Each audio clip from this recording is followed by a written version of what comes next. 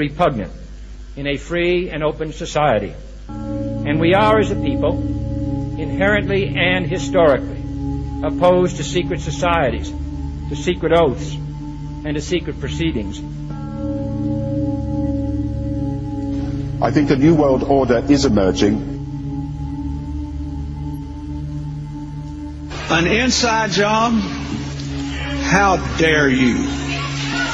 How dare you?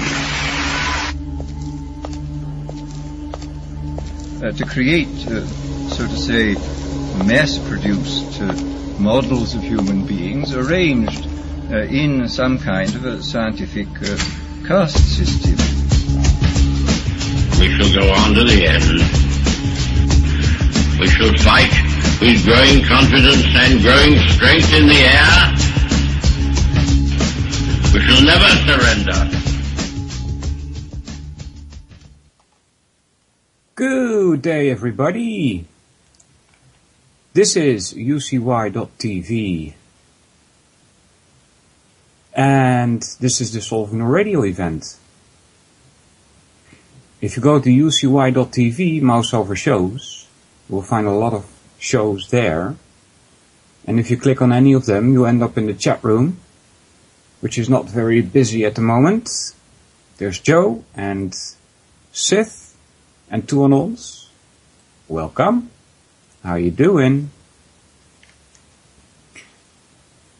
Today we're going to continue, at least for some time, where we left off last time. So let's get into this. It's a fallacy confusing cause and effect, also known as questionable cause, reversing causation.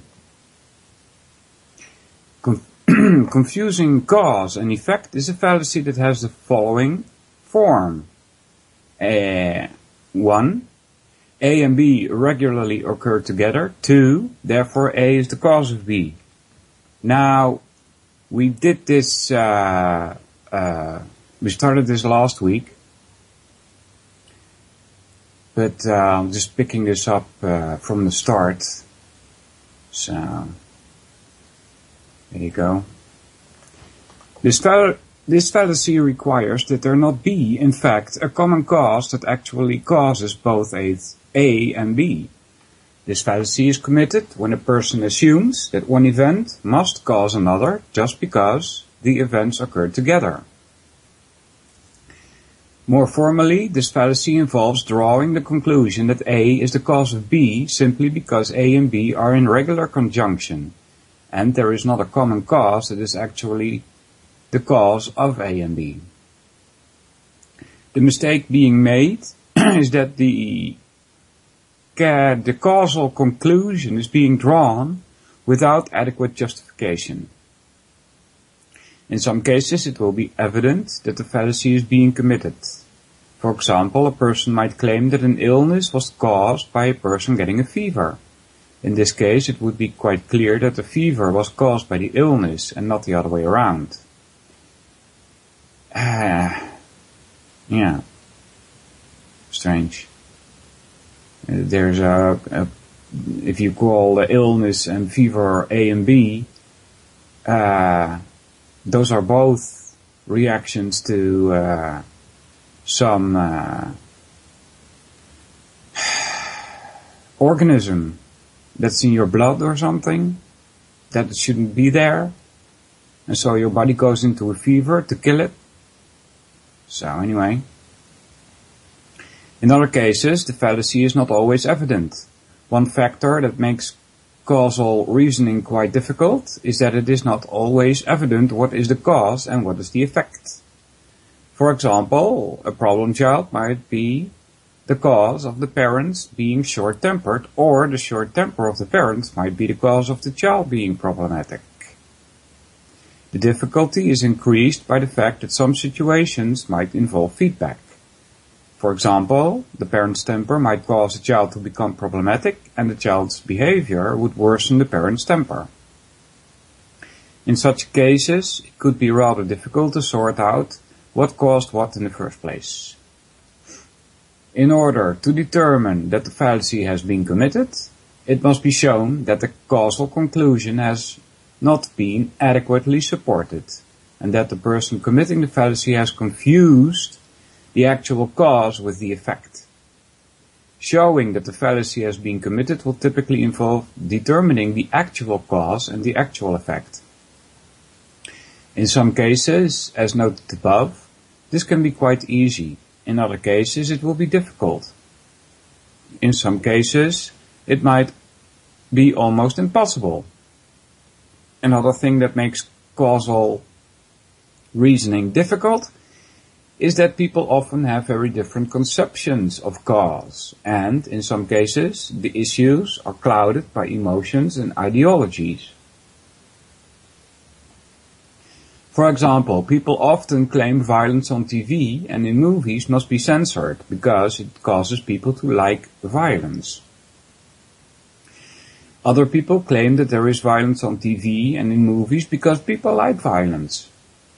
In this case, it is not obvious what the cause really is, and the issue is clouded by the fact that emotions often run high on this issue. Yeah. I think this is a bad example. What is on TV has to do with culture creation. Has nothing to do with what people like or not. While causal reasoning can be difficult, many errors can be avoided with due care and careful testing procedures. This is due to the fact that the fallacy arises because the conclusion is drawn without due care. One way to avoid the fallacy is to pay careful attention to temporal sequences of events. Since effects do not generally precede their causes, if A occurs after B, then A cannot be the cause of B. However, these methods go beyond the scope of this program. All causal fallacies involve an error in causal reasoning. However, this fallacy differs from the other causal fallacies in terms of the error in reasoning being made. In the case of a post hoc fallacy, the error is that the person is accepting that A is the cause of B simply because A occurs before B. In the case of the fallacy of ignoring a common cause, A is taken to be the cause of B, where there is in fact a third factor that is the cause of both A and B. Alright? So, Akbar has joined this morning. Welcome. How you doing, guys? Example 1. Bill and Joe are having a debate about music and moral decay. Bill says, It seems clear to me that this new music is causing the youth to become corrupt. And Joe says, What do you mean? Bill says, This rap stuff is always telling the kids to kill cops, do drugs and abuse women. That is all bad, and the kids today shouldn't be doing that sort of stuff. We ought to ban the music, Joe says. So, you think that getting rid of rap music would solve the drug violence and the sexist problems in the USA? And Bill says, Well, it wouldn't get rid of it, but it would take care of a lot of it. And then Joe says, Do you think that most of the rap singers sing about that sort of stuff because that's what's really going on these days? I mean, people often sing about the conditions of their time, just like the people did in the 60s. But then I suppose that you think that people were against the war and into drugs just because they listened to Dylan and Baez. And Bill says, well, and then Joe continues, well, it seems to me that the main cause of the content of the rap music is the pre-existing social conditions. If there weren't all these problems, the rap singers probably wouldn't be singing about them. I also think that if the social conditions were great, kids could listen to the music all day and not be affected. Joe, well, I still think the rap music causes the problems. You can't argue against the fact that social ills really picked up at the same time rap music got started. Cause and effect, right? Example 2. It is claimed by some people that severe illness is caused by depression and anger. After all, people who are severely ill are very often depressed and angry. Thus, it follows that the cause of severe illness actually is the depression and anger. So a good and cheerful attitude is a key to staying healthy. Another example of confusing cause and effect. Number 3, Bill sets out several places with bread on them. After a couple of days, he noticed that the bread has mold growing all over it. Bill concludes that the mold was produced by the bread going bad. When Bill tells his mother about his experiment, she tells him that the mold was the cause of the bread going bad, and that he better clean up the mess if he wants to get allowance. Next one is fallacy of division. This fallacy, the fallacy of division is committed when a person infers that what is true of a whole must also be true of its constituents, and justification for that inference is not provided. There are 2 main variants of the general fallacy of division. The first type of fallacy of division is committed when 1. A person reasons that what is true of a whole must also be true of a part, and 2. The person fails to justify the inference with the required degree of evidence. More formally, the reasoning follows the following pattern. 1. The whole X has properties A, B, C. 2. Therefore, the parts of X have properties A, B, C. Now you can see why that's not correct, right? That this line of reasoning is fallacious is made clear by the following case. 4 is an even number. 1 and 3 are parts of 4. Therefore, 1 and 3 are even. It should be noted that it is not always fallacious to draw a conclusion about the parts of a whole based on the properties of a whole. As long as adequate evidence is provided in the argument, the reasoning can be acceptable. For example, the human body is made out of matter, and it is reasonable to infer that the parts that make up the human body are also made out of matter. This is because there is no reason to believe that the body is made up of non-material parts that somehow form matter when they get together. The second version of the fallacy of division is committed when a person draws a conclusion about the properties of individual members of a class or group based on the collective properties or of the class or the group, and there is not enough justification for the conclusion. This one has the following form. 1. As a collective, group, or class, X has properties A, B, C. 2.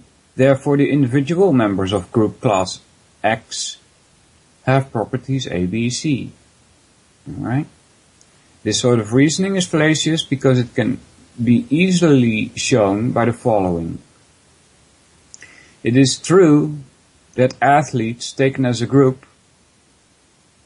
are football players, track runners, swimmers, tennis players, long jumpers, pole vaulters and such. But it would be fallacious to infer that each individual athlete is a football player, a track runner, a swimmer, and so on. It should be noted that it is not always fallacious to draw a conclusion about an individual based on what is true of the class he or she belongs to. If the inference is backed by evidence, then the reasoning can be fine. For example, it is not fallacious to infer that Bill, the Siamese cat, is a mammal from the fact that all cats are mammals. In this case, what is true of the class is also true of each individual member. So, there you go. Examples. The ball is blue, therefore the atoms that make up the ball are also blue. Example 2. A living cell is an organic material, so the chemicals making up the cell must also be organic material. Interesting. The example 3. Bill lives in a large building, so his apartment must be large. Example 4. Sodium chloride may be safely eaten. Therefore, its constituent elements, sodium and chlorine, may be safely eaten. Don't try this at home. Yeah. And by the way, it's not, that's a rather rash statement, that you can eat salt. It's not for naught advised that you shouldn't drink seawater, you know. Too much salt can kill you, so that's not good. Americans use much more electricity than Africans do. So Bill, who lives in a primitive cabin in Maine, uses more electricity than Nelson, who lives in a modern house in South Africa. Yeah. Men, example next, men receive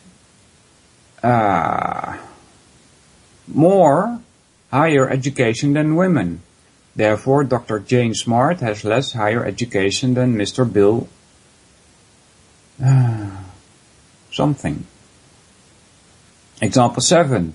Minorities get paid less than whites in America.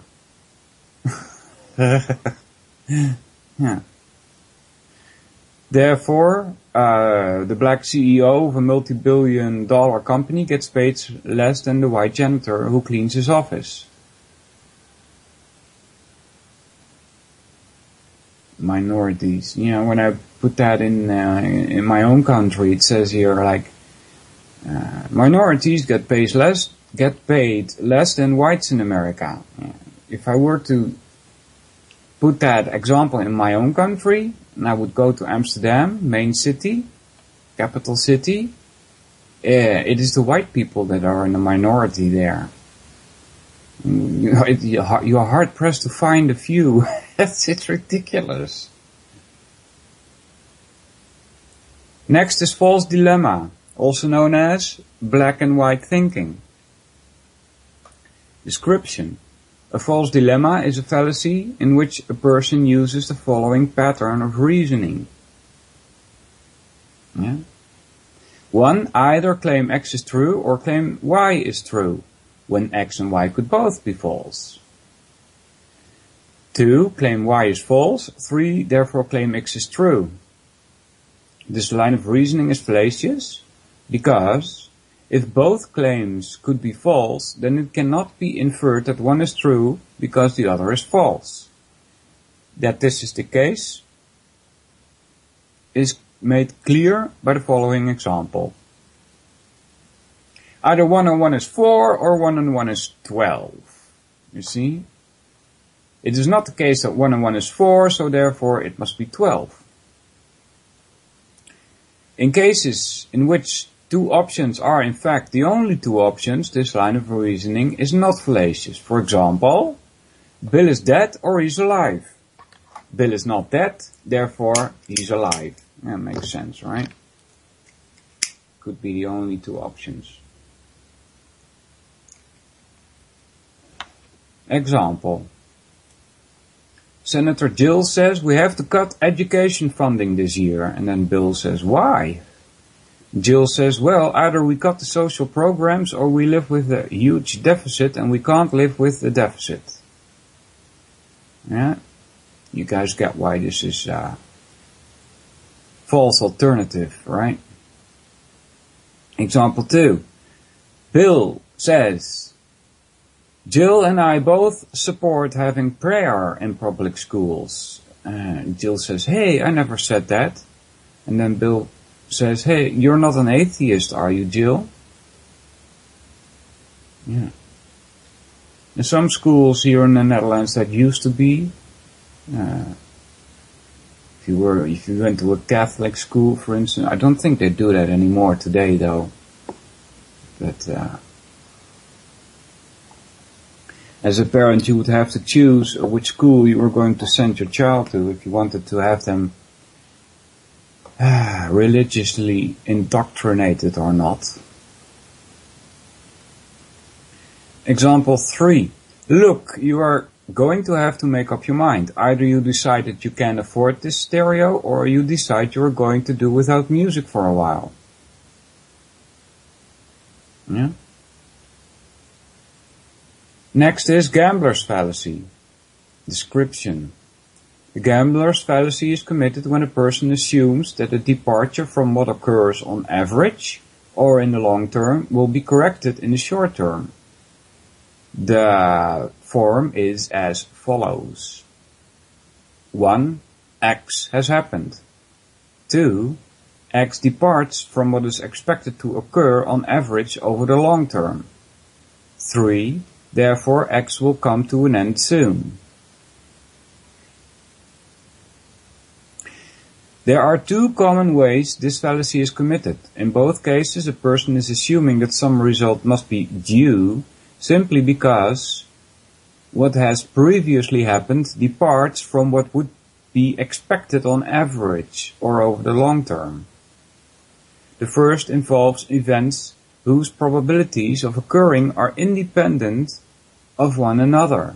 For example, one toss of a coin does not affect the next toss of the coin. So each time the coin is tossed is a 50% chance of landing heads and 50% of landing tails. Suppose that a person tosses a coin 6 times and gets a head each time. If he concludes that the next toss will be tail because tails is due, then he will have committed the gambler's fallacy. This is because the result of the previous tosses have no bearing on the outcome of the 7th. It has a 50% chance of being head and 50% chance of being tails, just like any other. The second involve cases whose probabilities of occurring are not independent of one another. For example, suppose that a boxer has won 50% of his fights over the past 2 years.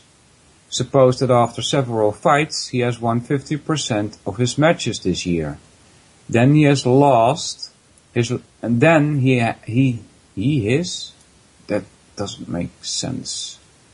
Then he has lost 6 fights and he has 6 left.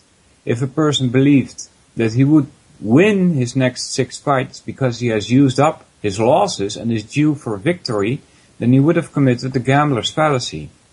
After all, the person would be ignoring the fact that the result of one match can influence the result of the next one. After all, the person would be ignoring the fact that the results of one match can influence the results of the next one. Really? How is that? For example, the boxer might have been injured in one match, which would lower his chances of winning his last 6 fights. Yeah. Well, that's not because of the match, that's because of his injury then. It should be noted that not all predictions about what is likely to occur are fallacious. If a person has good evidence for his predictions, then they will be reasonable to accept. For example, if a person tosses a coin and gets 9 heads in a row, it would be reasonable for him to conclude that he will probably not get another 9 in a row again. This reasoning would not be fallacious as long as he believed that his conclusion because of an understanding of the laws of probability.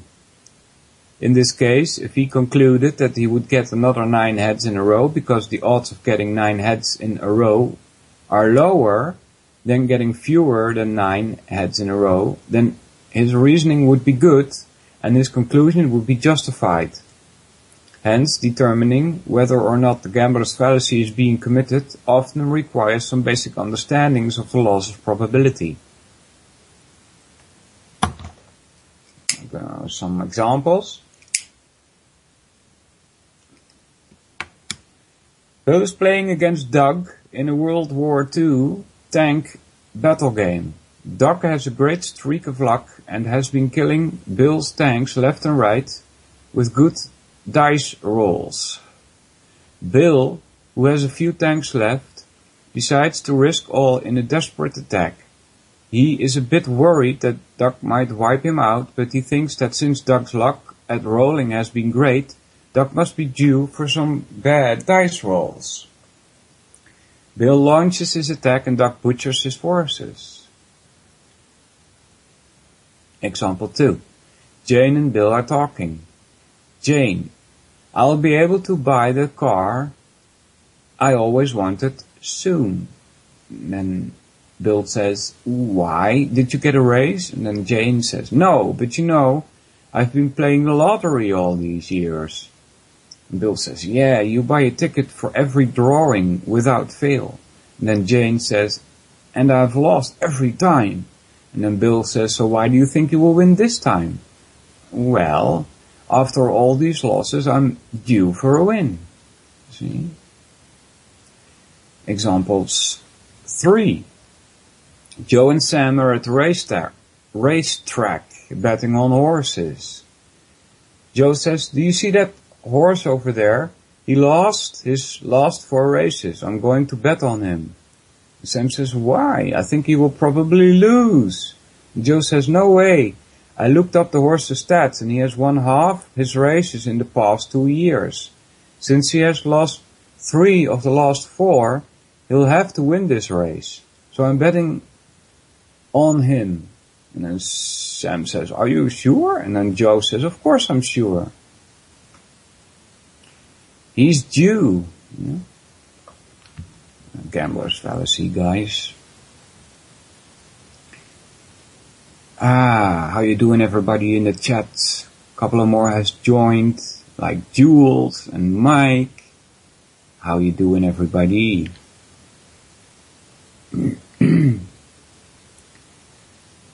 So, whoops, tabbing. Let's see where next is genetic fallacy. A genetic fallacy is a line of reasoning in which a perceived defect in the origin of a claim or thing is taken to be evidence that discredits the claim or thing itself. It is also a line of reasoning in which the origin of a claim or a thing is taken to be evidence for the claim or thing. This sort of reasoning has the following form. 1. The origin of a claim or thing is presented. 2. The claim is true or false, or the thing is supported or discredited. Interesting. It is clear that this sort of reasoning is fallacious. For example, Bill claims that 1 and 1 is 2. However, my parents brought me up to believe that 1 and 1 is 12. So Bill must be wrong. It should be noted that there are some cases in which the origin of a claim is relevant to the truth or falsity of the claim. For example, a claim that comes from a reliable expert is likely to be true, provided it is her area of expertise. Yeah, and more, that is not known to be a liar, for instance, or a traitor. Okay? And there's lots more about this authority stuff. Example 1. Yeah, the environmentalists do claim that overdevelopment can lead to all kinds of serious problems. But we all know those darn bunny huggers and their silly views. So what does this have to do with genetic fallacy? I don't get it. Example 2. I was brought up to believe in God, and my parents told me God exists, so he must. Yeah, this sounds more like appeal to authority fallacy, guys. Or, yeah. Appeal to authority. Yeah, my parents told me God exists, so he must. Huh? What's the genetic fallacy here? I don't get it. Example 3. Sure, the media claims that Senator Bedfellow was taking kickbacks, but we all know about the media's credibility, don't we? That's just fantastic, right? Next is guilt by association, also known as bad company fallacy, company that you keep fallacy. Description. Guilt by association is a fallacy in which a person rejects a claim simply because it is pointed out that people she dislikes accept the claim. This sort of reasoning has the following form. Interesting, I thought it was something else.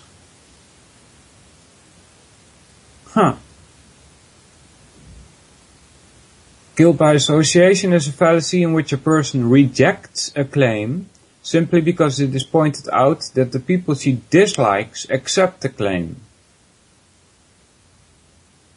Yeah. It has the following form. 1. It is pointed out that person A accepts claim P and therefore P is false. It is clear that this sort of reasoning is fallacious. For example, the following is obviously a case of poor reasoning. You think that 1 and 1 equals 2, but Adolf Hitler, Charles Manson, Joseph Stalin and Ted Bundy all believe that 1 and 1 is 2, so you shouldn't believe it. Yeah. The fallacy draws its power from the fact that people do not like to be associated with people they dislike. Hence, if it is shown that a person shares a belief with the people he dislikes, he might be influenced into rejecting that belief. In such cases, the person will be rejecting the claim based on how he thinks or feels about the people who hold it, and because he does not want to be associated with such people. So it falls kind of also under kind of appeal to emotion, right? Of course, the fact that someone does not want to be associated with people she dislikes does not justify the rejection of any claim. For example, most wicked and terrible people accept that the earth revolves around the sun and that lead is heavier than helium. Yeah. No sane person would reject these claims simply because this would put them in the company of the people they dislike. Example 1. Will and Kit are arguing over socialism. Kit is a pacifist and hates violence and violent people. Kit says, I think that the United States should continue to adopt socialist programs. For example, I think that the government should take control of vital industries. Wow. Interesting. Will says, so you are for state ownership of industry. And Kit says, certainly, it is a great idea and will help make the world a less violent place. Really? Will says, well, you know, Stalin also endorsed state ownership on industry. At last count, he wiped out millions of his own people. Pol Pot of Cambodia was also for state ownership of industry. He also killed millions of his own people. The leadership of China is for state-owned industry. They killed their own people in that square. So, are you still for the state ownership of industry? And Kit says, oh no, I don't want to be associated with those butchers.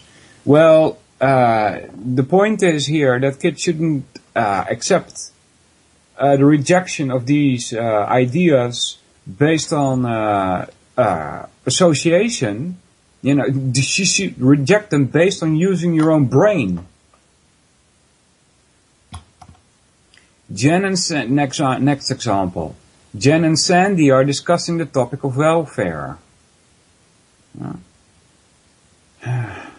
Jen is fairly conservative politically, but she has been an active opponent of racism. Sandy is extremely liberal politically. Oh my God, here we go again with the politically loaded examples. Jen, I was reading over some private studies of welfare, and I think it would be better to have people work for their welfare. For example, people could pick up trash, put up signs, and maybe even do skilled labor that they are qualified for. This would probably make people feel better about themselves, and it would get more out of our tax money. Yeah. Interesting how she thinks about how other people would feel. Sandy says, I see, so you want to have the poor people out on the streets picking up trash for their checks? Well, you know, that is exactly the position David Count endorses. And then Jen says, who is he? And then Sandy says, I'm surprised you don't know him, seeing how alike you two are. He was a Grand Mookie wizard for the Aryan Pure White League, and it is well known for his hatred of blacks and other minorities. With your view, you'd fit right into his little racist club. And Jen says, so I should reject my views just because I share it with some racist? Huh? Sandy says, of course. Okay, I'm not going to comment on this political nonsense. Example 3. Yeah, political nonsense. You know. It's so far now that people cannot imagine their society functioning without a big government. You know, it's like, and this is really in the United States, it's ridiculous. I mean, here in the Netherlands, it's bad, but in the United States, it's like the politicians are like pop artists. You see them. Thousands, hundreds and thousands of people are cheering at these people and they're holding up signs and can you believe this? Unbelievable. Those people will never ever be able to stand on their own. They always need somebody to tell them how to think and what to do and how to think about others. And oh my God, no ever have a thought of their own. Unbelievable.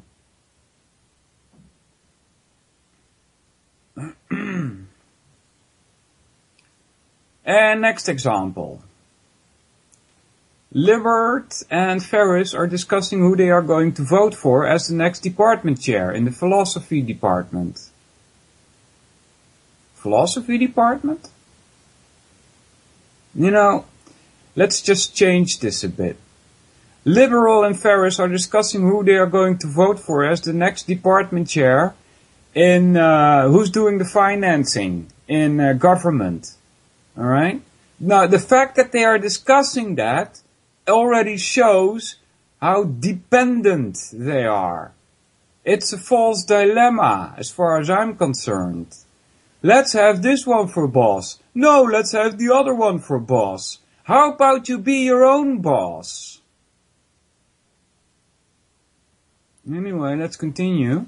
Libert is a radical feminist and she despises even, Wayne and Bill, who are two sexist professors in the department. Interesting. What a kind of strange examples these are. Ferris says, so who are you going to vote for? Libert says, well, I was thinking about voting for Jane, since she's a woman and there has never been a woman chair. But I think that Steve will do an excellent job. He has a lot of clout in the university and he's a decent person. And then Ferris says, you know, Wayne and Bill are supporting him. They really like the idea of having Steve as the new chair. I never thought I'd see you choose those pigs on the same side. Yeah. There's an ad hominem in there. Libert says, well, maybe it's time that we have a woman as chair. Anyway, let's go on to the next fallacy, which is called hasty generalization. Let's put this lighter away. Not working. Hasty generalization, also known as fallacy of insufficient statistics, fallacy of insufficient sample, leaping to a conclusion, hasty induction. Description. This fallacy is committed when a person draws a conclusion about a population based on a sample that is not large enough. It has the following form. 1. Sample S, which is too small, is taken from population P. And then 2. Conclusion C is drawn about population P based on S. Alright? So grabbing back to what I said like 20 minutes ago or so, when we were talking about minorities, and I said, well, if you go to Amsterdam, the whites are in the minority, right? But that's just in Amsterdam. That would be a small sample, right? The capital city. If you take all of the people that live in the Netherlands, then there's probably still more white people than there are non-whites. Okay? It's kind of ridiculous that I have to say that, right? It should be normal that there are more white people in the Netherlands than there are non-whites. You know, but if you say that, people will almost like say, well, you're a racist. Unbelievable. This description we did. The next goes on.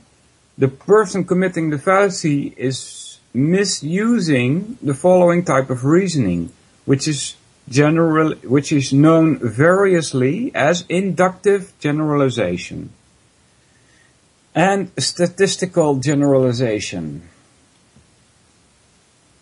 It says, 1. X% of all observed A's are B's. 2. Therefore, X% of all A's are B's. Yeah. That's a restatement. As far as I can see, it seems to be correct. But it's a restatement. If you say X% of all observed A's are B's. And then 2. Therefore, X% of all A's are B's. Yeah, duh. Right?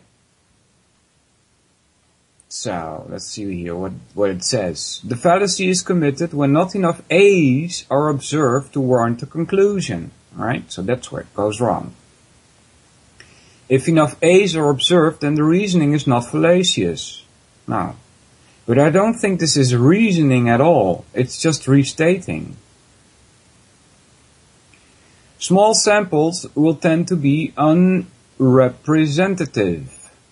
As a blatant case, asking one person what she thinks about gun control would clearly not provide an adequate size sample for determining what Canadians in general think about the issue. Yeah. And again, I have to point out here that it is not what the Canadians or Dutch think about the issue. It is what they have been taught to think about the issue. They don't think for themselves. The general idea is that small samples are less likely to contain numbers proportional to the whole population. For example, if a bucket contains blue, red, green and orange marbles, then the sample of 3 marbles cannot possibly be representative of the whole population of marbles. Yeah? As the sample size of marbles increases, the more likely it becomes that the marbles of each color will be selected in proportion to their numbers in the whole population. The same holds true for things other than marbles, such as people and their political views. Yeah. Such as people and their political indoctrinations. If you go to ucy.tv and you mouse over shows and hosts, click on any of them, you end up in the chat room for the UCY radio chat. Some people have joined. Thurston, hey there buddy. Vincent, how you doing? Ben Jovi also, welcome. What's up everybody? Let's see what's been happening in the chat. It's a good morning and so, and another good morning.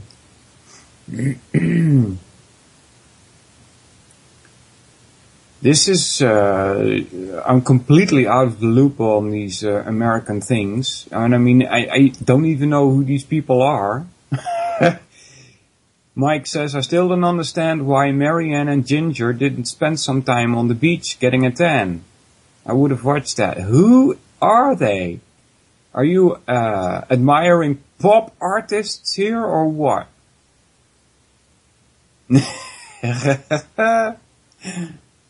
Yeah.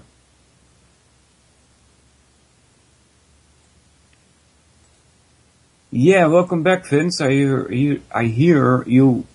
I mean, I read you've been on a camp. How has that been for you? What did you do there? So, let's see what else was said. Blah, blah.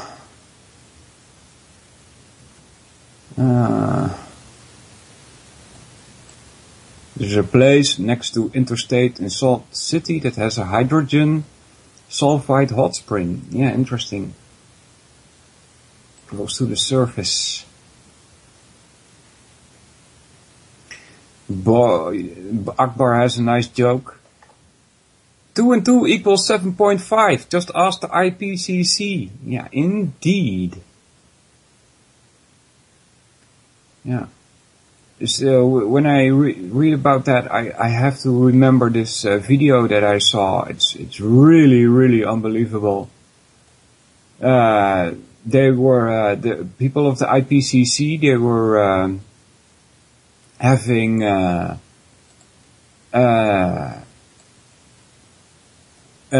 meeting, and it was open to the public, and they were giving their findings to the public, and people were supposedly allowed to ask questions, right?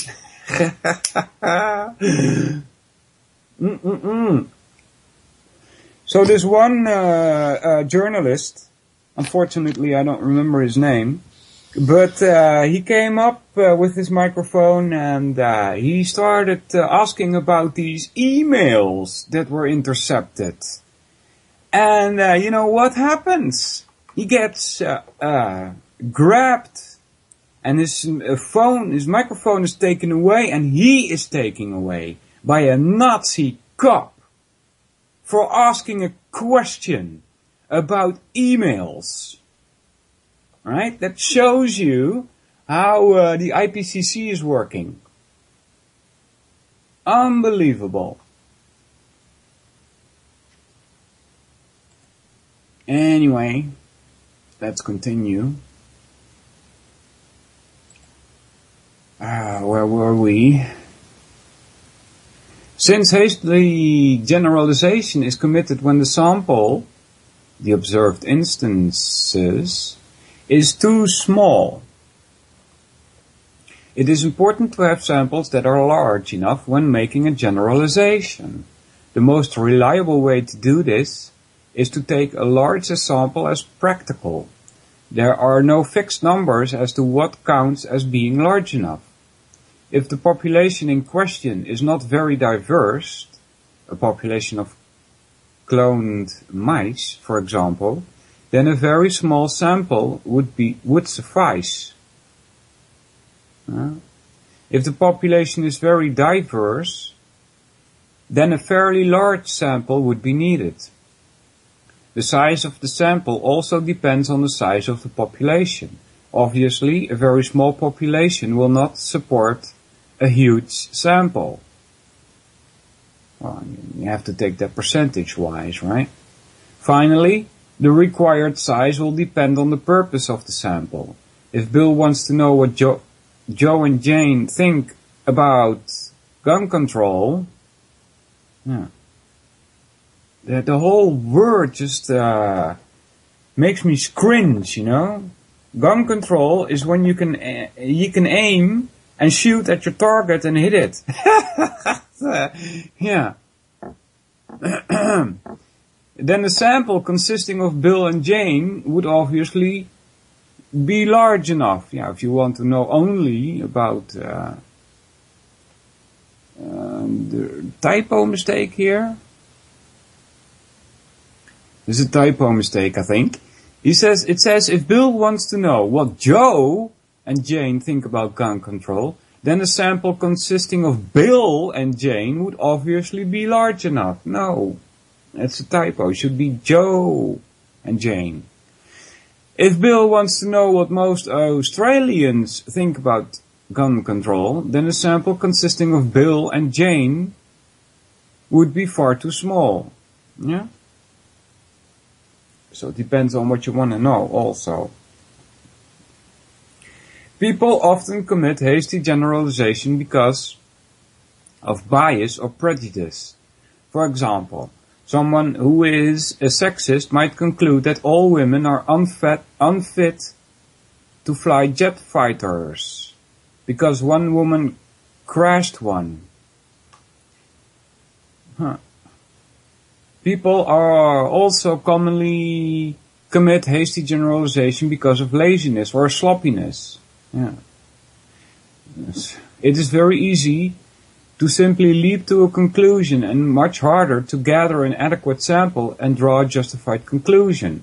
Thus, avoiding this fallacy requires minimizing the influence of bias and taking care to select a sample that is large enough. A hasty generalization, like any fallacy, might have a true conclusion. However, as long as the reasoning is fallacious, there is no reason to accept a conclusion based on that reasoning.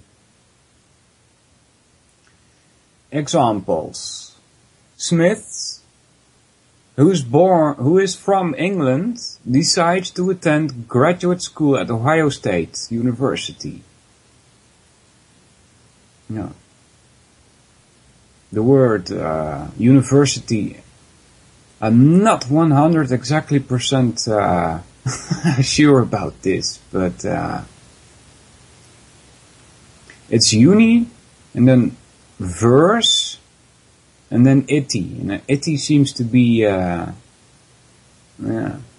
that's you see that behind a lot of words, right? So you get universe. Alright, uni means one, and as far as I know, verse comes from vox, which means voice, you know? So it's one voice. That could be a way to look at what universities are. Right? There's no dissenting from what is being taught there. It's one voice, you see? He has never been to the United States before. The day after he arrives, he's walking back from an orientation session and sees two albino squirrels chasing each other around a tree. In his next letter home, he tells his family that American squirrels are white. Example 2. Sam is riding her bike in her hometown in Maine, minding her own business. A station wagon comes up behind her and the driver starts beeping his horn and then tries to force her off the road. As he goes by, the driver yells, "Get on the sidewalk where you belong." Sam sees that the car has Ohio plates and concludes that all Ohio drivers are jerks. Example 3. Bill, you know, those feminists all hate men. And then Joe says, really? Bill says, yeah, I was in my philosophy class the other day. That Rachel chick gave a presentation. That's ad hominem right there. Joe says, which Rachel? Bill says, you know her. She's the one that runs the feminist group over at the Women's Center. She said that men are all sexist pigs. I asked her why she believed this, and she said that her last few boyfriends were real sexist pigs. And then Joe says, that doesn't sound like a good reason to believe that all of us are pigs. And then Bill says, that's what I said. And then Joe says, what did she say? Bill says, she said that she had seen enough of men to know we are all pigs. She obviously hates all men. Joe says, so you think all feminists are like her? And then Bill says, sure, they all hate men. Yeah. There's two in there, right? Next is ignoring a common cause, also known as questionable cause. This fallacy has the following structure. 1. A and B are regularly connected, but no third common cause is looked for. 2. Therefore, A is the cause of B. This fallacy is committed when it is concluded that one thing causes another simply because they are regularly associated. More formally, this fallacy is committed when it is concluded that A is the cause of B simply because A and B are regularly connected. Further, the causal conclusion is drawn without considering the possibility that a third factor might be the cause of both A and B. Yeah. Get that a lot with these so-called global cooling, which was it? Global warming. You know, it was global cooling in the 70s. Then it changed to global warming, and now they find out they can't, hold on to both of them, so now it's climate change. You will hear them talking about all kinds of things that people do, right? But they never ever want to talk about the sun. And that's where they all go wrong, you see? That's the third factor, which they never ever want to talk about. In many cases, the fallacy is quite evident. For example, if a person claimed that a person sneezing was caused by her watery eyes and he simply ignored the fact that the woman was standing in a hayfield, he would have fallen prey to the fallacy of ignoring a common cause. In this case, it would be reasonable to conclude that the woman's sneezing and watering eyes was caused by an allergic reaction of some kind. In other cases, it is not as evident that the fallacy is being committed.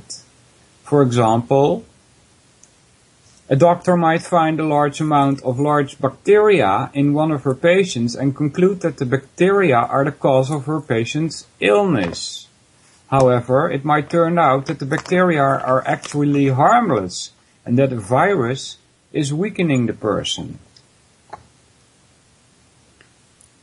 Thus, the viruses would be the actual cause of the illness of growth of the bacteria. The viruses would weaken the ability of the person's body to resist the growth of the bacteria. Yeah, I've had when I was making radio in the Netherlands, we had one lady there, and she knows a lot about medical stuff. And she told us about the vaccinations and so, and that was all very good information that she gave. At one point though, she was talking about viruses and bacteria, and I said, well, what exactly is a virus? And what exactly is a bacteria?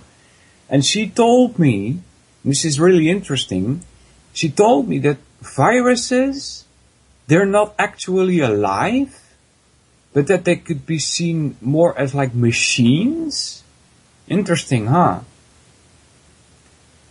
But bacteria are alive, alright? So, but viruses are not. Interesting, right? As noted in the discussion of other causal fallacies, causality is a rather difficult matter. However, it is possible to avoid this fallacy by taking due care. In the case of ignoring a common cause, The key to avoiding this fallacy is to be careful to check for other factors that might be the actual cause of both the suspected cause and the suspected effect. Yeah, in other words, get your grammar in order. That's what it says here. If a person fails to check for the possibility of a common cause, then they will commit this fallacy. Thus, it is always a good idea to always ask, could there be a third factor that is actually causing both A and B? Yeah. It's always good to ask, in other words, do we have all the grammar? Example 1. One day, Bill wakes up with a fever. A few hours later, he finds that his muscles are sore. He concludes that the fever must have caused the soreness. His friend insists that the soreness and the fever are caused by some microbe. Bill laughs at this and he insists that if he spends the day in a tub of cold water, his soreness will be gone. Alright, example 2. Over the course of several weeks, the leaves from the trees along the Wombat River fell into the water. Shortly thereafter, many dead fish were seen floating in the river. When the EPA investigated, they do that actually? The owners of the Wombat River Chemical Company claimed that it was obvious that the leaves had killed the fish. Many local environmentalists claimed that the chemical plant's toxic waste caused both the trees and the fish to die, and that the leaves had no real effect on fish. Example 3. A thunderstorm wakes Joe up in the middle of the night. He goes down to get some milk to help him get back to sleep. On the way to the refrigerator, he notices that the barometer has fallen a great deal. Joe concludes that the storm caused the barometer to fall. In the morning, he tells his wife about his conclusion. She tells him that it was a drop in atmospheric pressure that caused the barometer to drop and the storm. Yeah? Middle ground is the next fallacy.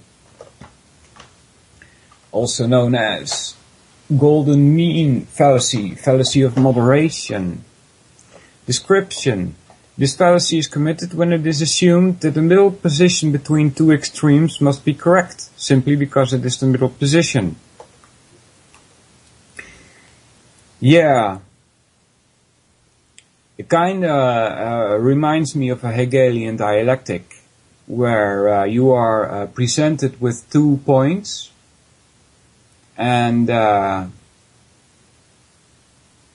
they might be opposite of one another.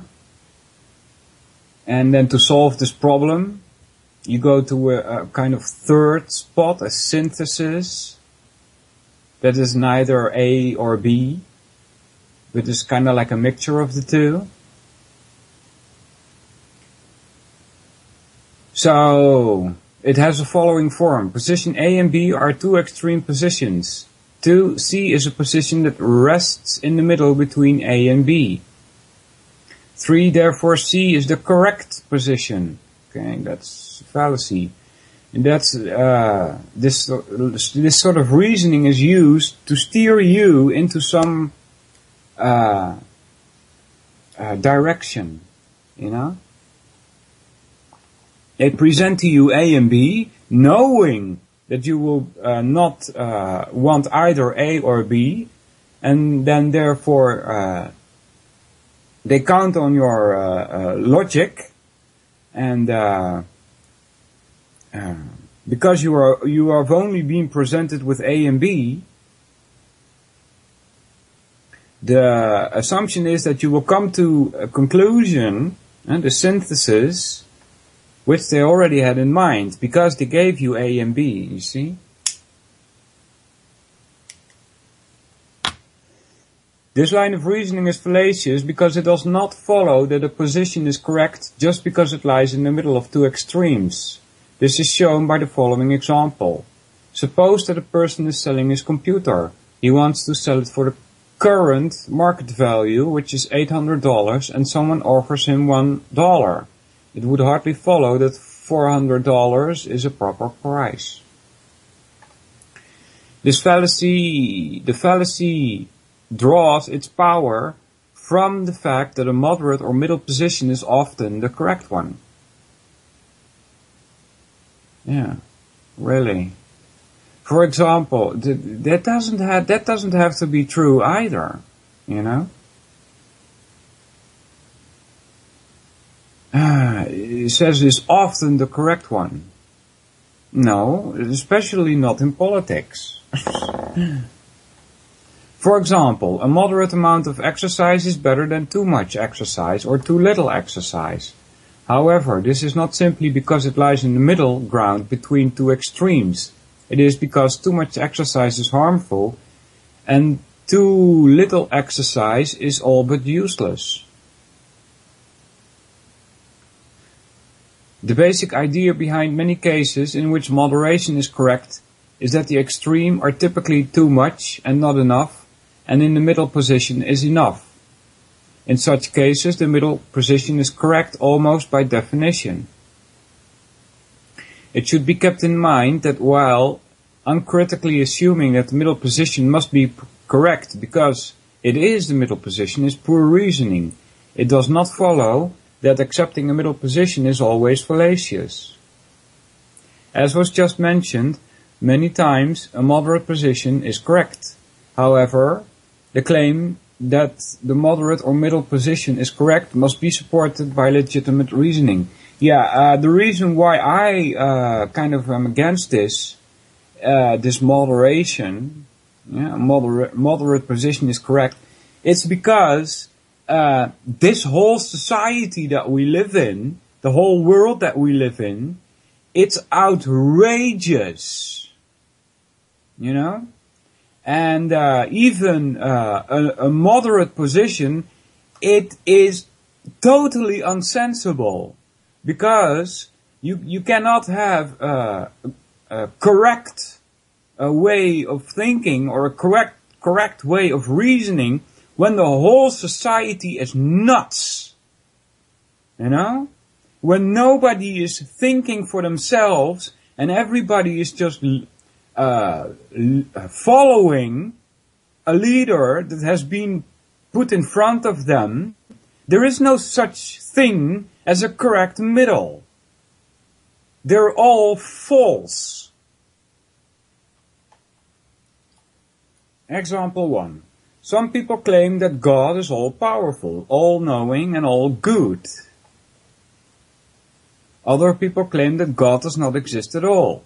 Now it seems reasonable to accept a position somewhere in the middle. So, it is likely that God exists, but that he is only very powerful, very knowing and very good. That seems right to me. Yeah, what a bad example again. How do you take a middle between something exists and something does not exist? That doesn't work. It either exists or it doesn't. Example 2. Congressman Jones has proposed cutting welfare payments by 50%, while Congressman Shander has proposed increasing welfare payments by 10% to keep up with inflation and cost living increases. Yeah. I think that the best proposal is the one made by Congressman Trumbull. He says that a 30% decrease in welfare payments is a good middle ground, so I think that's what we should support. The same kind of thing happened in Germany about 2 years ago or 3 years ago or something.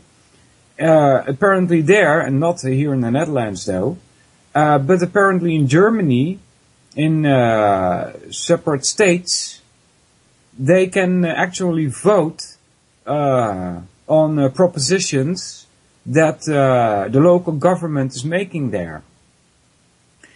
And I don't think it was even local, I think it was national. Anyway, this one political party was saying that if they were to get in power, they would not increase the taxes. And this other political party that said if they were to get in power, they would increase taxes by 10% or so. Don't remember exactly the number. And so this person, he voted for the party that said if they would get in power, there will be no tax increases, right?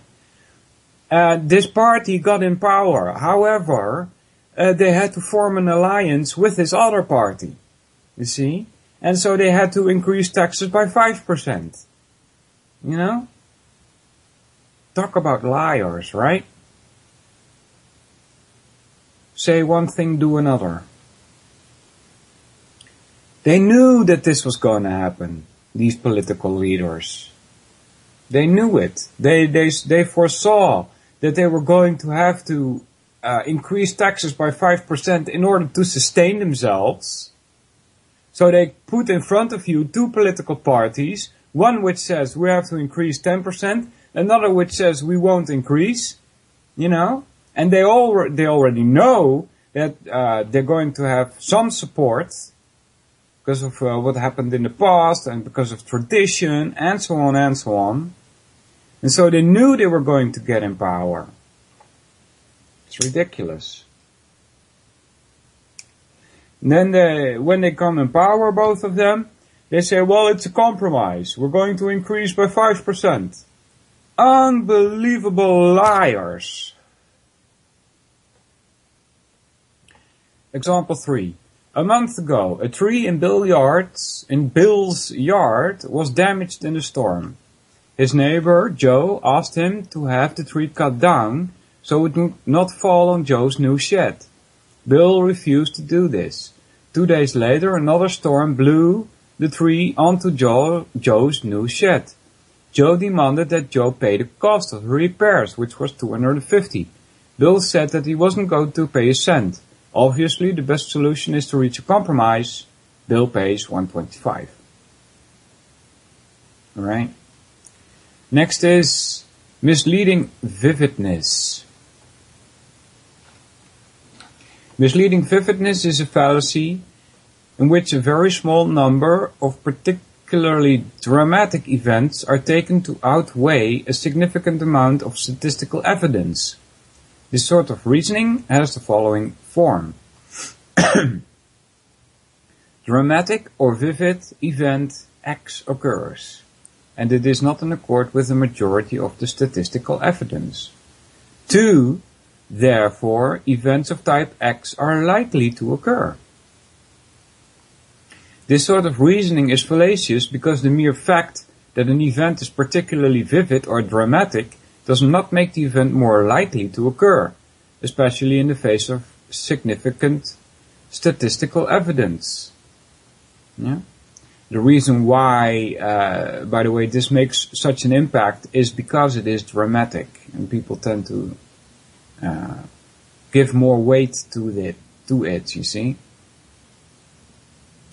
People often can accept this sort of reasoning because particular vivid or dramatic cases tend to make a very strong impression on the human mind. For example, if a person survives a particularly awful plane crash, he might be inclined to believe that air travel is more dangerous than other forms of travel. After all, explosions and people dying around him will have more significant impact on his mind than will the rather dull statistics that a person is more likely to be struck by lightning than killed in a plane crash. It should be kept in mind that taking into account the possibility of something dramatic or vivid occurring is not always fallacious. For example, a person might decide to never go skydiving because the effects of an accident can be very dramatic. If he knows that, statistically, the chances of the accidents are happening are very low, but he considers even a small risk to be unacceptable, then he would not be making an error in reasoning. Alright? Bill and Jane, next example. It's example 1. Bill and Jane are talking about buying a computer. Jane says, I've been thinking about getting a computer. I'm really tired of having to wait in the library to write my papers. Bill says, what sort of computer do you want to get? And Jane says, looks like Jane is more looking for a printer, but anyway. Jane says, well, it has to be easy to use, have a low price, and have decent processing power. I've been thinking about getting a KW2000. I read in the consumer magazine that they have been found to be very reliable in independent industry studies. Bill says, I wouldn't get the KW. A friend of mine bought one a month ago to finish his master thesis. He was halfway through it when smoke started pouring out of the CPU. He didn't get his thesis done on time, and he lost his financial aid. Really? Now he's working over at the Got Boy warehouse. And then Jane says, I guess I won't go with the Kiwi. It's only one computer, right? Example 2. Joe and Drew are talking about flying.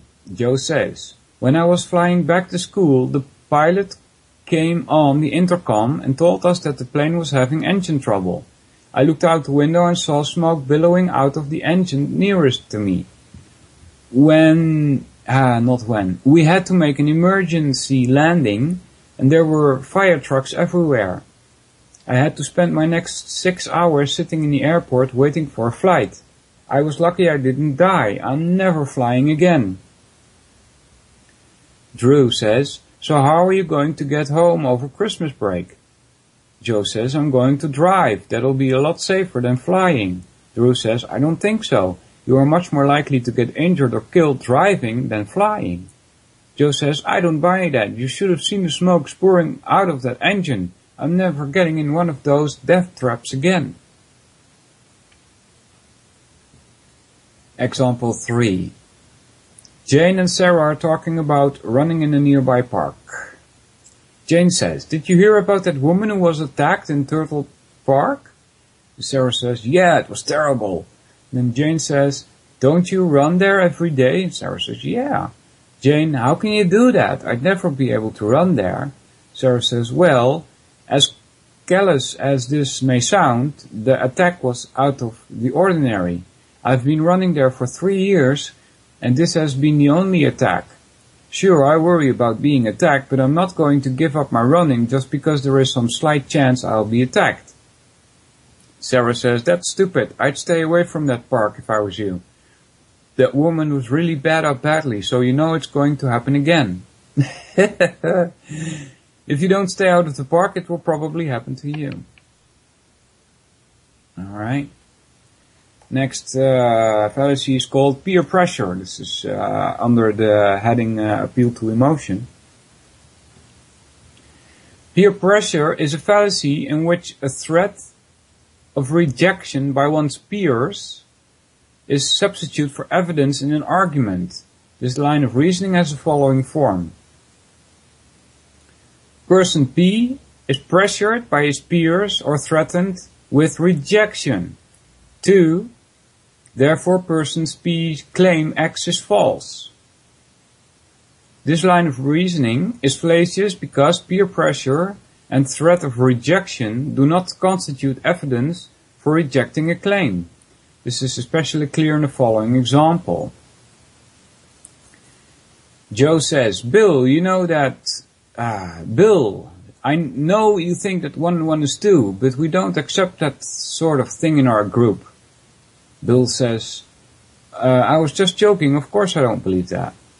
It is clear that the pressure from Bill's group has no bearing on the truth of the claim that 1 and 1 is 2. It should be noted that loyalty to a group and the need to belong can give people very strong reasons to conform to the views and positions of those groups. Further, from a practical standpoint, we must often compromise our beliefs in order to belong to groups.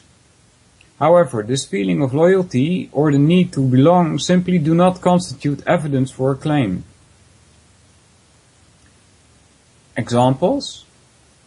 Bill says that he likes the idea that people should work for their welfare when they can. His friend laughs at him, accuses him of fascist learning, and threatens to ostracize him from their group. he decides to recant and abandon his position to avoid rejection. Example 2. Bill says, I like classical music and I think it is of a higher quality than most modern music. And Jill says, that stuff is for old people. And then Dave comes in, yeah, only real sissy monkeys listen to that crap. Ad hominem there. Besides, Anthrax rules. It rules. Bill says, well, I don't really like it that much. Anthrax is much better. Some kind of heavy metal, I guess. Bill thinks that welfare is needed in some cases. His friends in the Young Republicans taunt him every time he makes his views known. He accepts their views in order to avoid rejection. Alright. Let's see what's going on in the chat. How you doing, everybody? Some have joined. Like, I see Cracker there. Hey, buddy, how you doing? Hecty, welcome. Iota, hey. And a couple of anons. Welcome, everybody. What's up? By the way, you can get there if you go to ucy.tv, mouse over shows and hosts, click on any of them, you will end up in the UCY radio chat room. Yeah, that's ad hominem, Thurston. That's, by the way, that's next one. Next one is ad hominem. Personal attack, also known as ad hominem abusive.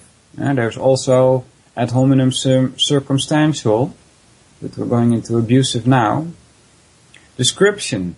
A personal attack is committed when a person substitutes abusive remarks for evidence when attacking another person's claim or claims.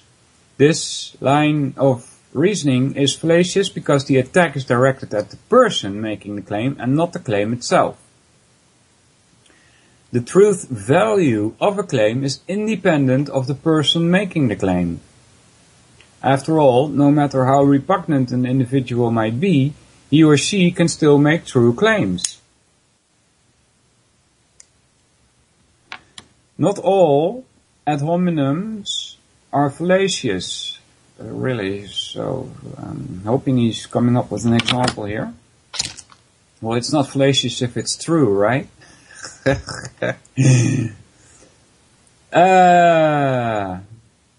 Not all ad hominems are fallacious. In some cases, an individual's characteristics can have a bearing on the question of the veracity of her claims. For example, if someone is shown to be a pathological liar, then what he says can be considered to be unreliable. Yeah, but still, even if somebody is a liar, and he makes a claim, then you should check the claim, look at the grammar, and find out if it's correct or not. Don't just discount it because he's known to be a liar, you know. You have to discount the claim based on what the claim is. However, such attacks are weak, since even pathological liars might speak the truth on occasion. In general, it's best to focus one's attention on the content of the claim and not on who made the claim. It is the content that determines the truth of the claim and not the characteristics of the person making the claim. A couple of examples. In a school debate, Bill claims that the president's economic plan is unrealistic. His opponent, a professor, retorts by saying, the freshman has his facts wrong. Okay, so the ad hominem is here is that he's called a freshman. He's more or less trying to ridiculize also. Example 2. This theory about a potential cure for cancer has been introduced by a doctor who is a known lesbian feminist. I don't see why we should extend an invitation for her to speak at the World Conference on Cancer. Clear. Example 3. Bill says that we should give tax breaks to companies, but he's untrustworthy, so it must be wrong to do that. Alright. Example 4. That claim cannot be true. Dave believes it, and we all know how morally repulsive he is. Attack on the person. Example 5. Bill claims that Jane would be a good treasurer. However, I find Bill's behavior offensive, so I'm not going to vote for Jill. This one doesn't make sense to me. Bill claims that Jane would be a good treasurer. However, I find Bill's behavior offensive, so I'm not going to vote for Jill. Interesting. What kind of reasoning is that? Example 6. Jane says that drug use is morally wrong, but she is just a goody two-shoes Christian, so we don't have to listen to her. Alright. Example 7. Bill, I don't think it is a good idea to cut social programs. And then Jill says, why not? Bill says, well, many people do not get a fair start in life and hence need some help. After all, some people have wealthy parents and have it fairly easy. Others are born into poverty and then Jill interrupts. You just say that stuff because you have a soft heart and equally soft head. Okay. Poisoning the well is the next one. Description.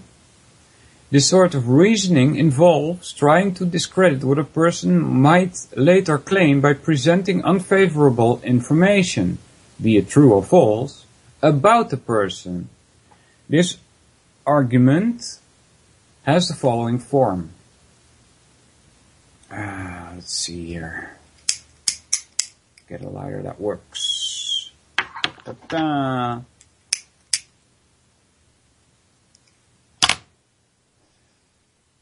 The form. 1. Unfavorable information, either true or false, about person A is presented. 2. Therefore, any claims person A makes will be false. Kind of ties to an ad hominem, right? Looks like an ad hominem. This one is called poisoning the well. Unfavorable information is presented about person A, therefore any claims made by person A will be false. This sort of reasoning is obviously fallacious. The person making such an attack is hoping that the unfavorable information will bias listeners against the person in question and hence that they will reject any claim he might make. However, merely presenting unfavorable information about a person, even if it is true, hardly counts as evidence against the claims made. This is especially clear when poisoning the well is looked at as a form of ad hominem, in which the attack is made prior to the person even making the claims. Yeah, you see? The following example clearly shows that this sort of reasoning is quite poor. 1. Don't listen to him, he's a scoundrel. Sounds like an ad hominem, right? It's poisoning the well. Example 2. Before turning the floor over to my opponent, I ask you to remember that those who oppose my plans do not have the best wishes of the university at heart. He's talking about himself there. How is this poisoning the well? He's just saying that if you don't vote for me, you're going to have somebody who doesn't have the best wishes of the university at heart. Okay, so he's attacking the other person by claiming something about himself, assuming that you will think that the other person will not have this property, this attitude, not having the best wishes of the university at heart. Example 3. You were told, prior to meeting him, that your friend's boyfriend is a decadent wastrel. Wastrel? I don't know, I've never seen that word. W-A-S-T-R-E-L. Sounds like wasting or something.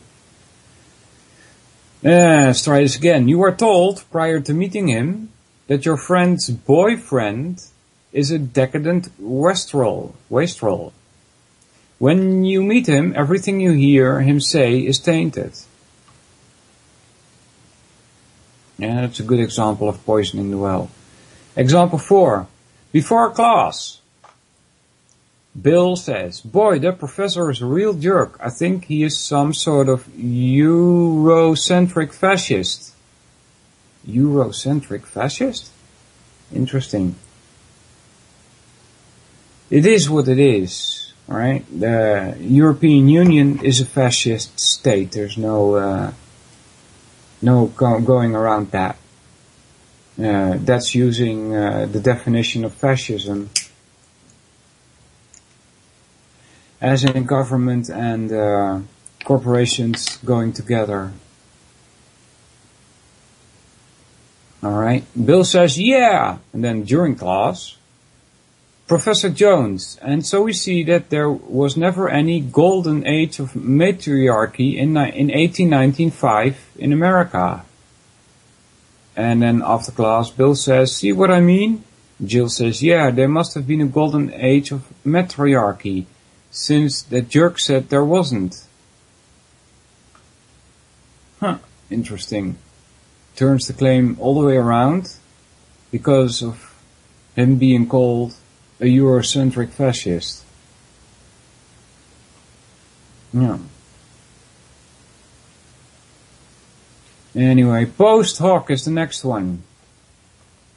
Also known as post hoc ergo propter hoc.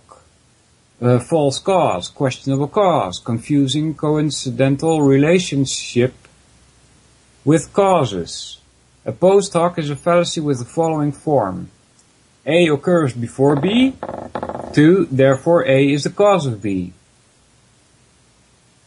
The post hoc fallacy derives its name from the Latin phrase post hoc ergo propter hoc. This has been traditionally interpreted as after this, therefore because of this. This fallacy is committed when it is concluded that one event causes another simply because the proposed cause occurred before the proposed effect. More formally, the fallacy involves concluding that A causes or caused B because A occurs before B and there is not sufficient evidence to actually warrant such a claim. It is evident in many cases that the mere fact that A occurs before B in no way indicates a causal relationship. For example, suppose Jill, who is in London, sneezed at the exact same time an earthquake started in California. It would clearly be irrational to arrest Jill for starting a natural disaster, since there is no reason to suspect any causal connection between the two events. While such cases are quite obvious, the post hoc fallacy is fairly common because there are cases in which there might be some connection between the events. For example, a person who has her computer crash after she installs a new piece of software would probably suspect that the software was to blame. If she simply concluded that the software caused the crash because it was installed before the crash, she would be committing a post hoc fallacy. In such cases, the fallacy would be committed because the evidence provided fails to justify acceptance of the causal claim. It is even theoretically possible for the fallacy to be committed when A really does cause B, provided that the evidence given consists only of the claim that A occurred before B. The key to the post hoc fallacy is not that there is no causal connection between A and B. I read this wrong. The intonation is wrong. The key to the post hoc fallacy is not that there is no causal connection between A and B. It is that adequate evidence has not been provided for a claim that A causes B. Yeah? Thus, post hoc resembles a hasty generalization, in that it involves making a leap to an unwarranted conclusion. In the case of the post hoc fallacy, that leap is to a causal claim instead of a general proposition. Alright? Not surprisingly, many superstitions are probably based on post hoc reasoning. For example, suppose a person buys a good luck charm, does well on his exam, and then concludes that the good luck charm caused him to do well. This person would have fallen victim to the post hoc fallacy. This is not to say that all superstitions have no basis at all. For example, some folk cures have actually been found to work. Yeah. Post hoc fallacies are typically committed because people are simply not careful enough when they reason. Yeah, that's been bred out of them by a Prussian schooling system. Leaping to a causal conclusion is always easier and faster than actually investigating the phenomenon. However, such leaps tend to land far from the truth of the matter, because post hoc fallacies are committed by drawing an unjustified causal conclusion. The key to avoid them is careful investigation. While it is true that causes precede effects, it is not true that precedents make something a cause of something else. Because of this, a causal investigation should begin with finding what occurs before the effect in question, but it should not end there. Alright, a couple of examples. I had been doing pretty poorly this season. Then my girlfriend gave me this neon laces for my spikes, and I won my next 3 races. Those laces must be good luck. If I keep on wearing them, I can't help but win. Example 2. Bill purchases a new computer and it works fine for months. He then buys and installs a new piece of software. The next time he starts up his computer, it freezes. Bill concludes that the software must be the cause of the freeze. Well, I would say it's most likely. It's not 100% sure, but it's probable, right? Joan is scratched by a cat while visiting her friend. 2 days later, she comes down with a fever. Joan concludes that the cat's scratch must be the cause of her illness. Okay. That doesn't have to be true, right? Could be, but... Example 4. The Republicans pass a new tax reform law that benefits wealthy Americans. Shortly thereafter, the economy takes a nosedive. The Democrats claim that the tax reform caused the economic woes, and they push to get rid of it. Example 5. The picture on Jim's old TV set goes out of focus. Jim goes over and strikes the TV on the side, and the picture goes back into focus. Jim tells his friend that hitting the TV fixed it. Interesting. Yeah, whatever. It didn't fix it, but it sure got rid of the problem temporarily, right? Because, it's going to go out of focus again. You just know it. So it's not fixed, but... okay, whatever. Example 6. Jane gets a rather large wart on her finger. Based on a story her father told her, she cuts a potato in half, rubs it on the wart, and then buries it under the light of a full moon.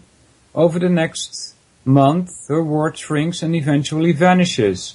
Jane writes her father to tell him how right he was about the cure. Alright. Let's see. Before we get on to the next one.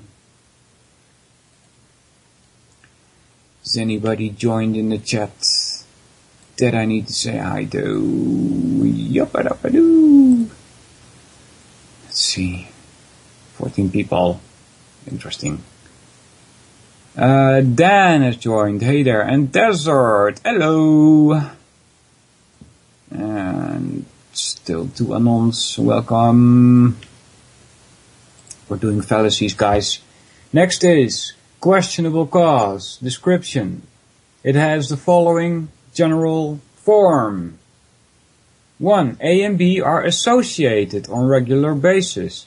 2. Therefore A is the cause of B. This is the third one about causes, right? The general idea behind this fallacy is that it is an error in reasoning to conclude that one thing causes another simply because their two are associated on a regular basis. More formally, this fallacy is committed when it is concluded that A is the cause of B simply because they are associated on a regular basis. The error being made is that a causal conclusion is being drawn from inadequate evidence. The questionable cause fallacy is actually a general type of fallacy. Any causal fallacy that involves an error in a reasoning due to a failure to adequately investigate the suspected cause is a fallacy of this type. Thus, fallacies like post hoc and confusing cause and effect are specific examples of the general questionable cause fallacy. Aha. Causal reasoning can be quite difficult since causation is a rather complex philosophic issue. Oh, really? I thought it was like a scientific issue. And I'm a philosopher, lol. The complexity of causation is briefly discussed in the context of specific versions of this fallacy. Yeah, sure. I mean, inference is logic, right? Ties to logic. Inference ties to logic. Philosophers, they do that. They infer things. But, based on facts, alright? So, they come from science, the facts. And you infer things from that. So I don't see how all this causal stuff is a philosophic issue. I really don't.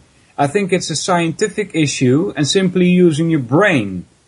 There's nothing, as far as I am concerned anyway, has not that much to do with philosophy.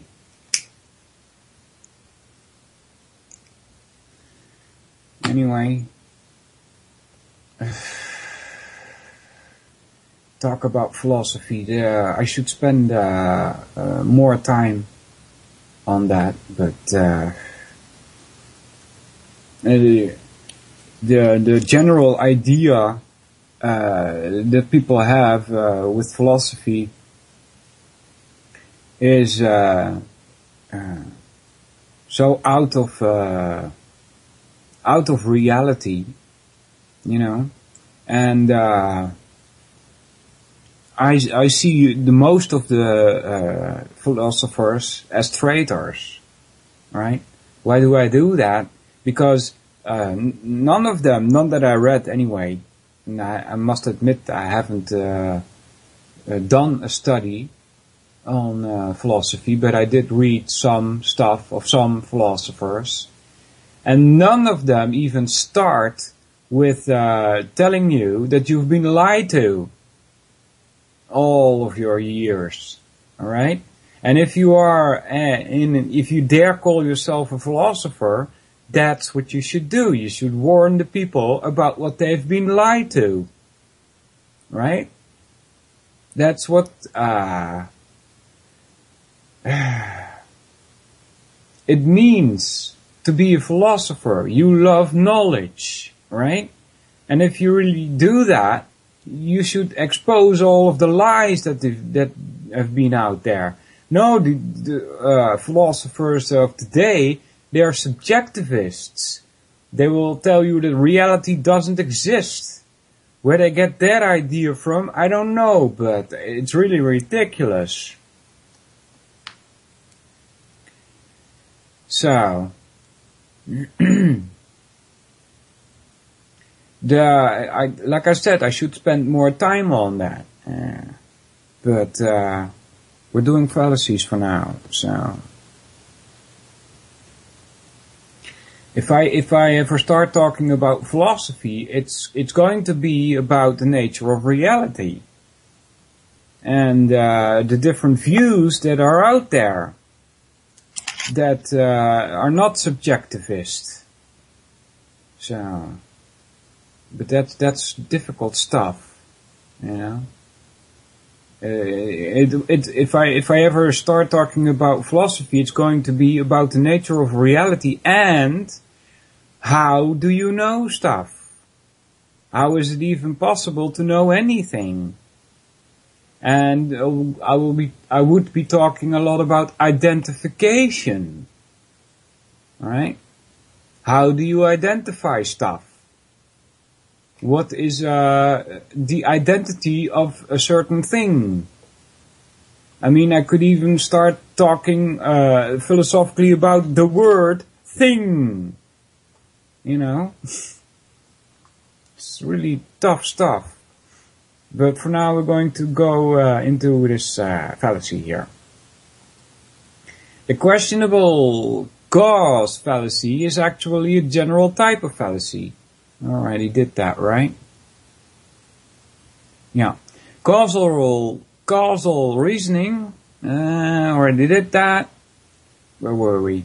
The key to avoiding the questionable cause fallacy is to take due care in drawing causal conclusions. This requires taking steps to adequately investigate the phenomena in question, as well as the proper methods of careful investigation. Yeah. Example 1. Joe gets a chain letter that threatens him with dire consequences if he breaks the chain. He laughs at it and throws it in the garbage. On his way to work, he slips and breaks his leg. When he gets back from the hospital, he sends out 200 copies of the chain letter, hoping to avoid further accidents. Yeah, good example. Example 2. When investigating a small pond of group... let me try this again. When investigating a small pond, a group of graduate students found that there was a severe drop in the fish population. Further investigation revealed that the fish's food supply had been severely reduced. At first, the students believed that the lack of food was killing the fish, but then they realized that they had to find what was causing the decline in food supply. The students suspected acid rain was the cause of both the reduction in the fish population as well as the food supply. However, the local business council insisted that it was just a lack of food that caused the reduction in the fish population. Most of the townspeople agreed with this conclusion since it seemed pretty obvious that a lack of food would cause fish to die. Red herring is the next one, also known as wild goose chase or smokescreen. Description.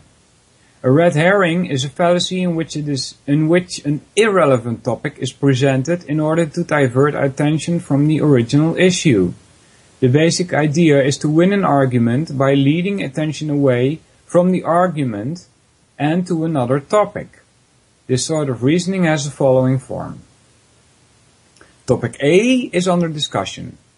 Topic B is introduced under the guise of being relevant to topic A, when topic E is actually not relevant to topic A.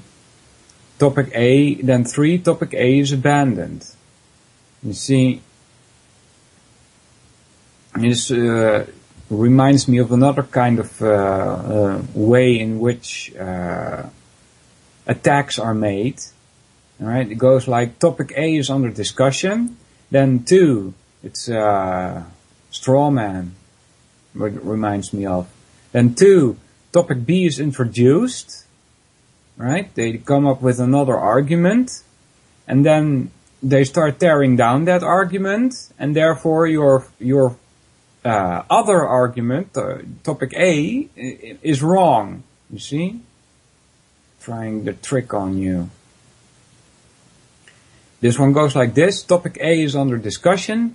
Topic B is introduced under the guise of being relevant to topic B. And then 3, topic A is totally abandoned. Alright? So you should always be aware of the claim being made and make sure that what is being talked about is about the claim and not about something else. This sort of reasoning is fallacious because merely changing the topic of discussion hardly counts as an argument against the claim. Examples? Argument against a bond measure. Okay, so there is an argument against a bond measure. Continues, we admit that this measure is popular, but we also argue you to note that there are so many bond issues on this ballot that the whole thing is getting ridiculous. You see? That's a red herring. Example 2.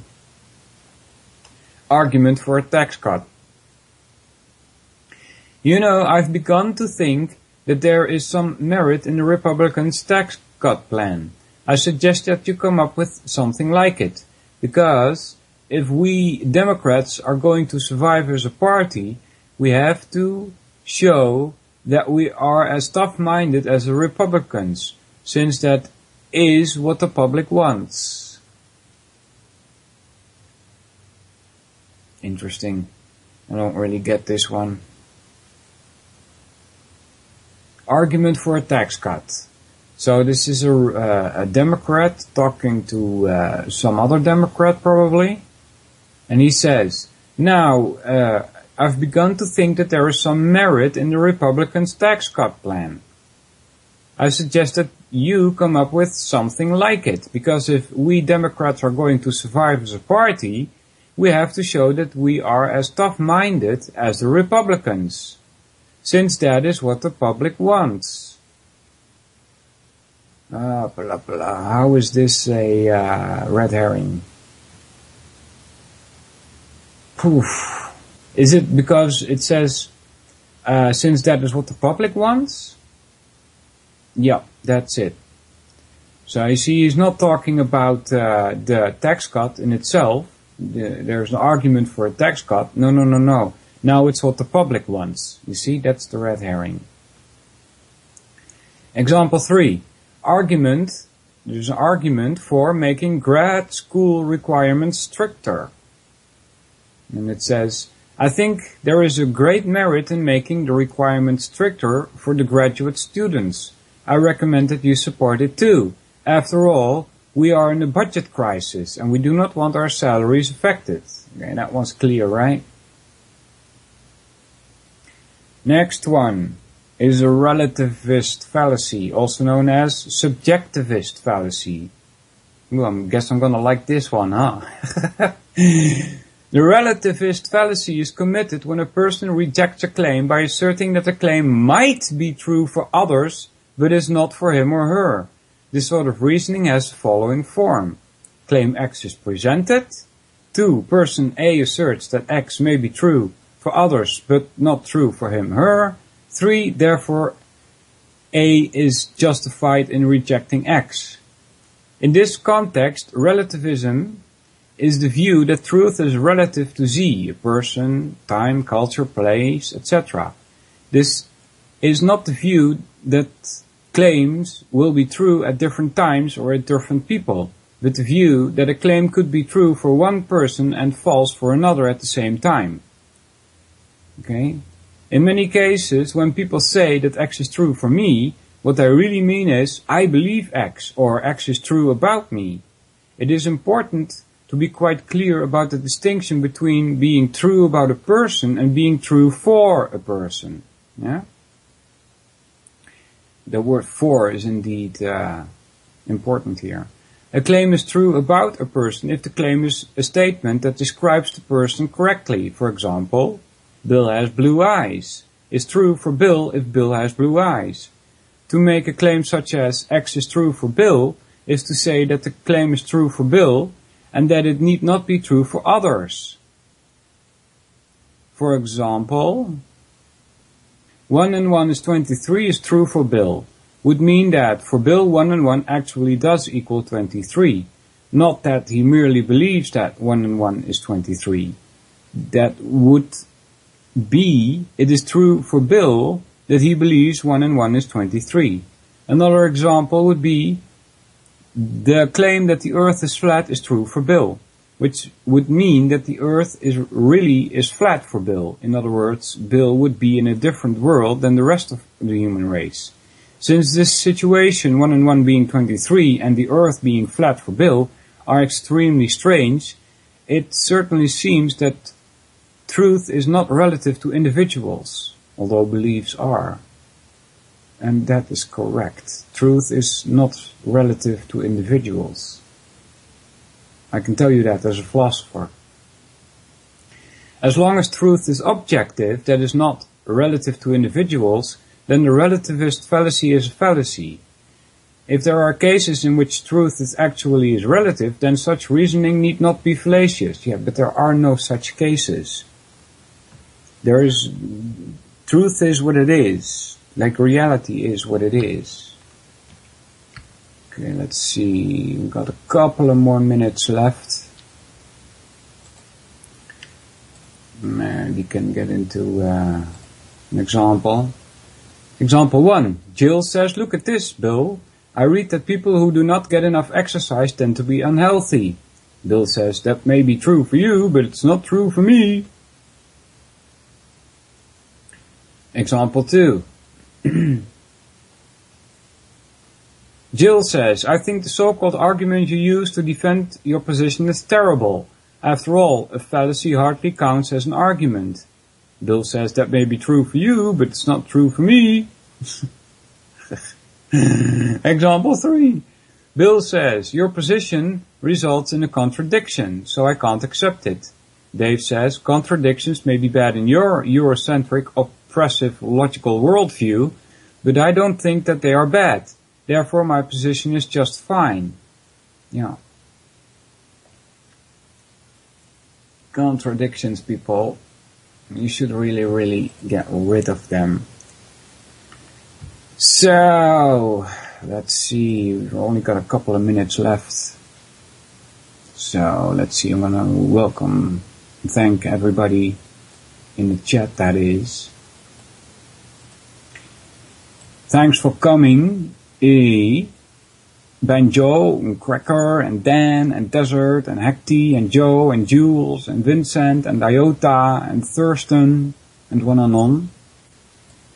Thanks for chatting and having a nice time there.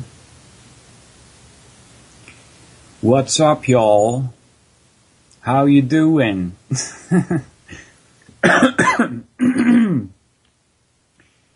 Well, at least there's some people there. And I'm just typing here.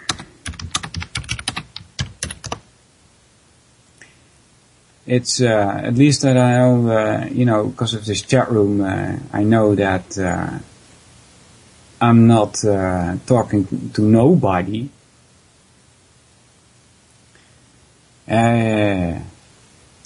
So I'll try to, maybe, I'm not sure yet, but I'll try to get into a little bit of philosophy next week and attack subjectivists, people that think reality doesn't exist, and we'll see what we can do about that.